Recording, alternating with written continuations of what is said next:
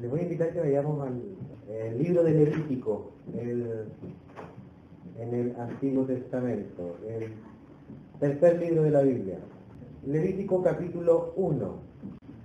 Llamó Jehová a Moisés y habló con él desde el tabernáculo de reunión diciendo: habla a los hijos de Israel y diles: cuando alguno de entre vosotros ofrece ofrenda a Jehová de ganado vacuno u ovejuno, haréis vuestra ofrenda. Si su ofrenda fuere holocausto vacuno, macho sin defecto lo ofrecerá. De su voluntad lo ofrecerá a la puerta del tabernáculo de reunión delante de Jehová, y pondrá su mano sobre la cabeza del holocausto y será aceptado para expiación suya. Entonces degollará el becerro en la presencia de Jehová, y los sacerdotes hijos de Aarón ofrecerán la sangre y la rociarán alrededor sobre el altar, el cual está a la puerta del tabernáculo de reunión. Y desollará el holocausto y lo dividirá en sus piezas. Y los hijos del sacerdote Aarón pondrán fuego sobre el altar y compondrán la leña sobre el fuego. Luego los sacerdotes, hijos de Aarón, acomodarán las piezas, la cabeza y la grosura de los intestinos sobre la leña que está sobre el fuego que habrá encima del altar. Y lavará con agua los intestinos y las piernas, y el sacerdote hará arder todo sobre el altar. Holocausto es ofrenda encendida de olor grato para Jehová. Si su ofrenda para holocausto fuere del rebaño, de las ovejas o de las cabras, macho sin defecto lo ofrecerá, y lo degollará al lado norte del altar, delante de Jehová. Y los sacerdotes hijos de Aarón rociarán su sangre sobre el altar alrededor. Lo dividirá en sus piezas con su cabeza y la grosura de los intestinos. Y el sacerdote las acomodará sobre la leña que está sobre el fuego que habrá encima del altar. Y lavará las entrañas y las piernas con agua, y el sacerdote le ofrecerá todo, y lo hará arder sobre el altar. Holocausto es ofrenda encendida de olor grato para Jehová. Si la ofrenda para Jehová fuere holocausto de aves, presentará su ofrenda de tórtolas o de palominos, y el sacerdote la ofrecerá sobre el altar, y le quitará la cabeza y hará que arda en el altar. Y su sangre será exprimida sobre la pared del altar. Y le quitará el buche y las plumas, lo cual echará junto al altar hacia el oriente, en el lugar de las cenizas. Y la henderá por sus alas, pero no la dividirá en dos. Y el sacerdote la hará arder sobre el altar, sobre la leña que estará en el fuego. Holocausto es ofrenda encendida de olor grato para Jehová. Vamos a ir directamente al capítulo 1, donde habíamos visto el versículo 1, donde Dios había llamado a Moisés. Y recordemos que nos llamó algo la atención, llamaba algo la atención. Moisés había escuchado la voz de Dios, ¿dónde? Primero lo había hecho en el monte Sinaí. Dios lo había llamado a ir hacia allá, y ahí ya le había hablado. Y en una ocasión también le habló al pueblo de Israel. Sin embargo, ahora la voz del Señor, Dios ya no le habla desde el monte Sinaí, sino que les habla ahora desde el tabernáculo. El tabernáculo que había sido mandado a edificar en Éxodo, en el libro de Éxodo, están estos detalles. Ya estaba hecho el tabernáculo, esta tienda, y ahora el Señor iba a empezar a hablar desde el tabernáculo. Recordemos que hablamos que el tabernáculo en sí mismo, si bien muchos de los elementos que están en el tabernáculo representan a Cristo, el mismo tabernáculo en sí también es una preciosa representación de Cristo. Recordábamos que así como el tabernáculo representaba, o más bien plasmaba en la realidad la presencia de Dios en medio de su pueblo, en Jesucristo nosotros tenemos al Dios con nosotros. El Dios que de una manera permanente se viene a hacer próximo de nosotros, compañero de camino, compañero de vida, ¿ya? Se hace nuestro amigo cercano, sin dejar de ser, por supuesto, Dios, Salvador, también se hace un ser empático con nosotros. De la misma manera que el tabernáculo, entonces, desde el tabernáculo Dios llamaba a su pueblo a congregarse a él. Dios los llamaba no a que fueran a un monte ya, no que reunieran acá, ni allá, ni en la tienda de tal, ni en la tienda de cual, sino que Dios los llamaba a reunirse en torno al tabernáculo, que por eso pasó también a denominarse el tabernáculo de reunión. ¿Ya? Asimismo también, nosotros que hemos sido llamados, y en este llamado también ha habido una salvación y una regeneración, Dios nos llama en Cristo a congregarnos a Él. Entonces hay una serie de cosas muy bonitas que se pueden ir viendo en estos versículos. Pero íbamos a entrar ya directamente a las palabras de Dios, de Jehová a Moisés. ¿Ya? Dice, habla a los hijos de Israel y diles, cuando alguno de vosotros traiga una ofrenda al Señor, traeréis vuestra ofrenda de animales del ganado o del rebaño. Si su ofrenda es un holocausto del ganado, ofrecerá un macho sin defecto. Lo ofrecerá a la entrada de la tienda de reunión para que sea aceptado delante de Jehová. Estas palabras incluían una invitación general a todo el pueblo. ¿Ya? Era un llamado a su pueblo en general. Pero esta invitación, si nosotros la llevamos también a Cristo, es un llamado universal o mundial, podemos decirlo, más bendito. De la misma manera que Jesucristo llama a todo hombre y llama a toda mujer, haciendo más que una invitación, un mandato, un llamado imperante, un llamado con voz autoritaria, venid a mí, ¿ya? El que tiene sed, venga a mí y beba. ¿Ya? Este mismo llamado es el que está haciendo el Señor. Este no tiene excepciones, ¿ya? Ni de raza, ni de edad, ni de condición socioeconómica. La única condición que puso es que alguno tiene sed. ¿Ya? Y sed es una representación de una necesidad. Es decir, si alguien está necesitado, venga. ¿Ya? El llamado está al necesitado. La verdad es que todos somos necesitados. Pero lo difícil es que podamos asumir esa necesidad. El profeta Isaías, en el capítulo 55, versículo 1,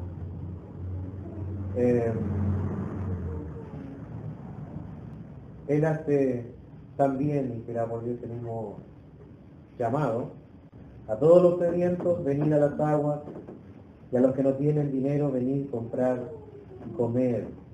Venid comprar sin dinero y sin precio vino y leche. Bueno, volviendo al Levítico, había entonces 3 tipos de ofrenda que podían hacerse, 3 tipos de holocausto que estaban permitidos y regulados por Dios.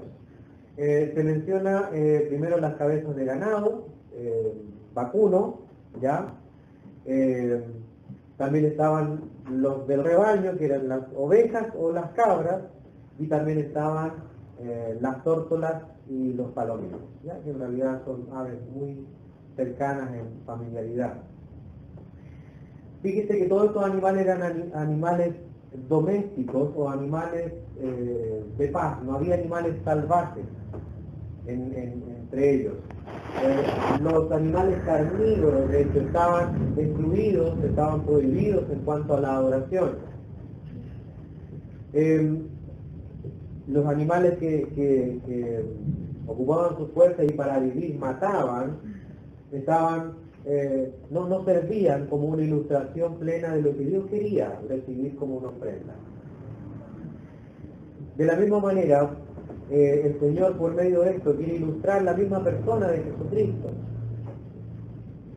El Señor Jesús no es un desconocido para Dios, es su propio Hijo, es Dios mismo en la segunda persona de la Trinidad.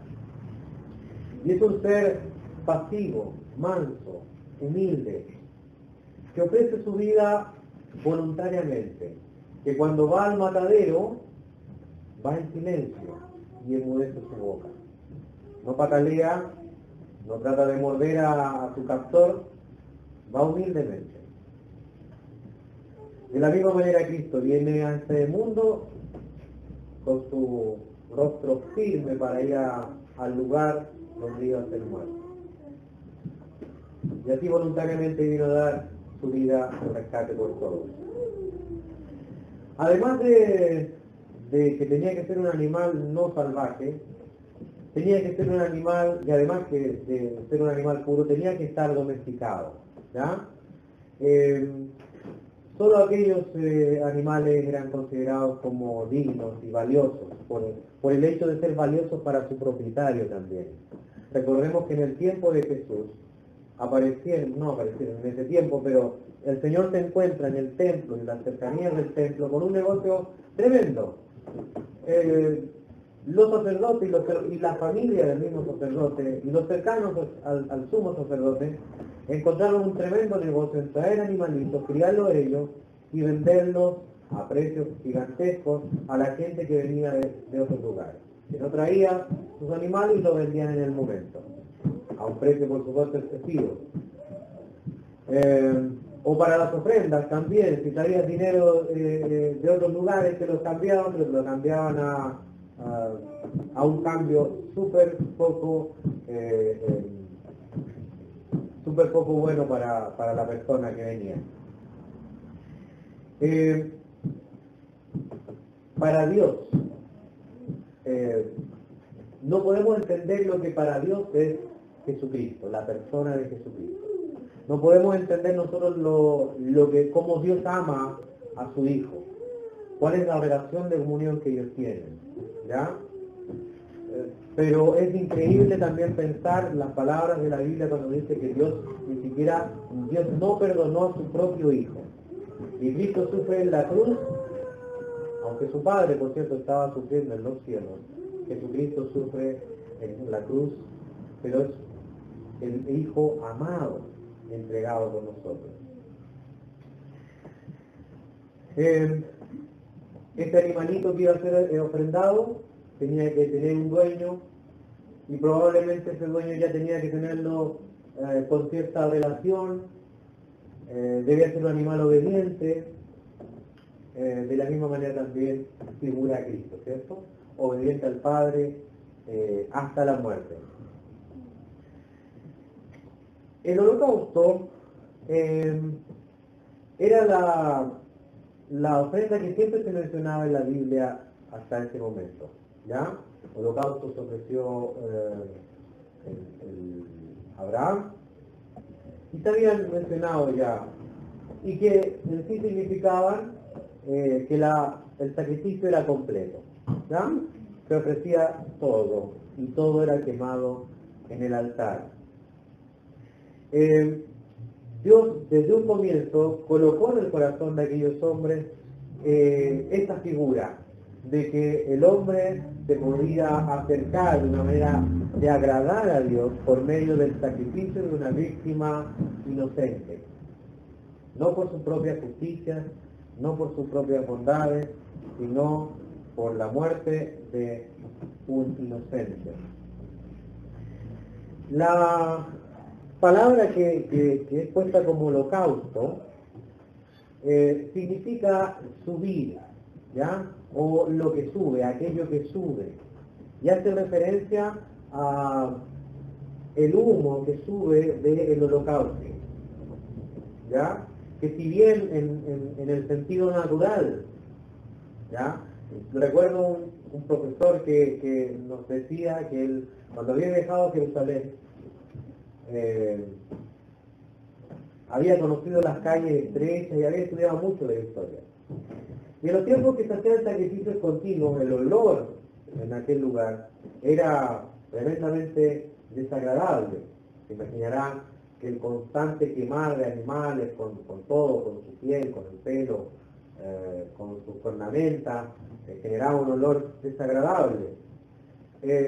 Pero para Dios cuando era ofrecido de la manera que Dios lo había dispuesto, era como un perfume agradable, era de olor grato. Recordemos que estamos estudiando las 5 ofrendas primeras de Levítico, que están desde el capítulo 1 al capítulo 7, que son las 3 ofrendas de olor grato y las 3 ofrendas no de olor grato, pero las 2 ofrendas de no olor grato, o de olor no grato, más mejor redactado. El sacrificio entonces, al ser quemado, ascendía en forma de humo y era totalmente consumido por el fuego del altar. Solamente quedaba en el altar las cenizas, no se guardaban carne ni nada. Esto nos da una imagen de lo que Dios veía en Cristo siendo crucificado. Le invito a Efesios capítulo 5, versículo 2. Son pasajes conocidos, pero quiero que los vayamos conectando. Y andad en amor, como también Cristo nos amó y se entregó a sí mismo por nosotros, ofrenda y sacrificio a Dios en olor fragante. ¿Ya? Ese olor fragante significa que a Dios le agradaba, que Dios lo aceptaba, que Dios lo consideraba digno, que Dios lo consideraba apto. Dios es el que señala cómo debe ser adorado. Él se dio a sí mismo por nosotros. Aquí encontramos en el primer capítulo de Levítico, encontramos 3 veces esta expresión. La leímos recién, yo creo que usted se dio cuenta de las repeticiones, además que yo la hice un hincapié. En el versículo 9, dice, al final, holocausto es ofrenda encendida de olor grato para Jehová. Versículo 13, ahí en el versículo 9 estaba hablando de la ofrenda de ganado. Versículo 13, al final, holocausto es ofrenda encendida de olor grato para Jehová, refiriéndose a la ofrenda de cabras o ovejas. Y finalmente, versículo 17 también, al final, holocausto es ofrenda encendida de olor grato para Jehová. ¿Ya? Dios estaba diciendo de esta manera que Él estaba satisfecho por este sacrificio. ¿Ya? Uno de los aspectos más preciosos de estudiar del sacrificio que hizo Cristo por nosotros es ver cómo Dios lo aceptó. ¿Qué significaba para Dios?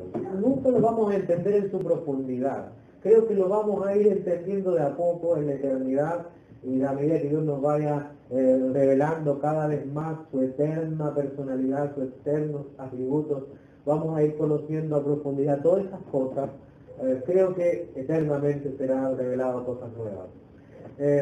Y ahí vamos a ir comprendiendo cosas que para ahora simplemente nos dejan la boca un poco abierta, la mente un poco choqueada. ¿Qué era para Dios Cristo en la cruz? ¿Cómo Dios miró ese sacrificio? ¿Cómo a Dios le agradó? Nos dio una gran muestra al resucitarle de entre los muertos, al darle vida. El animal a sacrificar tendría que estar libre de defecto también, ¿ya? No tenía que tener ningún tipo de defecto físico.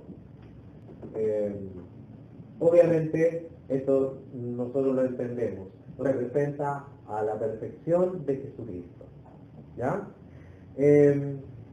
Solamente para mencionar, hice acá algunas referencias. Primera de Juan 3:5 dice que en Él no hay pecado. Primera de Pedro 2:22 declara que no cometió pecado. Segunda de Corintios 5:21 afirma que, lo mismo, no cometió pecado. Hebreos 7:26 lo describe, es una descripción de él. Santo, inocente, inmaculado, apartado de los pecadores y exaltado más allá de los cielos. Este es el Hijo amado del Padre, ya el cual complacía a Dios, el que era una ofrenda grata para Dios. Toda su vida fue agradable al Padre en su obediencia, pero en el tiempo de su muerte, cuanto más este holocausto, esta ofrenda encendida, fue dolor grato y complació al Padre perdonarnos a nosotros por esa ofrenda. Entonces, a causa de la muerte expiatoria de aquel animal pequeñito, aquel pecador que llevaba esa ofrenda, porque esto era voluntario, el holocausto era voluntario, las ofrendas de holocausto eran voluntarias. Las otras dos ofrendas, las por el pecado, eran obligatorias, pero estas eran voluntarias. Entonces usted podría levantarse un día y decir, quiero ofrecer una ofrenda a Dios. Y tomaba un animalito tal cual como había sido enseñado, llegaba al tabernáculo, se lo presentaba al sacerdote, quien hacía la ceremonia que correspondía dependiendo del tipo de ofrenda que era, y era recibido y era aceptado por Dios, y el pecador era aceptado por Dios, era recibido por Dios. ¿Ya? Otra cosa importante, no bastaba con ofrecer la ovejita o la vaquita o la paloma o la tórtola en vida. No bastaba con que fuese la oveja más perfecta que tuviera y el ternerito más hermoso que tenían y ofrecerlo para los sacerdotes o para el tabernáculo en vida. Debía ser sacrificado. De la misma manera, la vida de Jesucristo, aun cuando fue una vida absolutamente preciosa, una vida no solo de ejemplo, sino más bien de modelo, Él debía morir. Cuando el Señor Jesús muere, el velo del templo se rasgó en dos partes. Y nosotros sabemos, porque nos lo dice Hebreos, el autor de los Hebreos nos dice, que el velo, ¿se acuerdan que representaba el velo del templo? Su carne. El velo, si bien, claro, como decía el hermano, es el lugar para entrar a la presencia de Dios, la entrada al lugar santísimo. Pero al romperse ese velo, el que se estaba rasgando, dice que Hebreos capítulo 10, versículo 20, no se lo quiere mirar después, que el velo representaba su carne, su cuerpo. El versículo 3 dice, si su ofrenda fuese holocausto vacuno, macho sin defecto lo ofrecerá, de su voluntad lo ofrecerá, de su voluntad, a la puerta del tabernáculo de reunión, delante de Jehová. Fíjese que Dios da todos los detalles. ¿Cuándo? Bueno, cuando se quisiese, de ustedes mismos, ustedes lo deciden, una cosa así. ¿Con qué? Con un animal, dadas las especificaciones. ¿Cómo debía ser el animal? Dadas las especificaciones. ¿Dónde debía ser? Podría ser en un monte, podría ser en algún apartado, en algún otro lugar, debe ser a la puerta del tabernáculo de reunión. Esta restricción claramente era para mantener a los israelitas alejados de idolatría. ¿Ya? Que hay una práctica muy común idólatra en la antigüedad, era el ofrecimiento, los sacrificios que se hacían en los collados, en los montes, bajo los árboles frondosos. Bueno, hay una mezcla de muchas enseñanzas paganas que tenían esas prácticas, en los montes sobre todo, lugares altos. El Señor restringe eso. El lugar en el cual ustedes van a ofrecer la ofrenda es en el tabernáculo. Ahí Dios va a recibir su ofrenda. De esta manera nosotros también tenemos esta restricción, ¿cierto? No podemos venir a Dios por nuestra propia manera, a nuestra idea.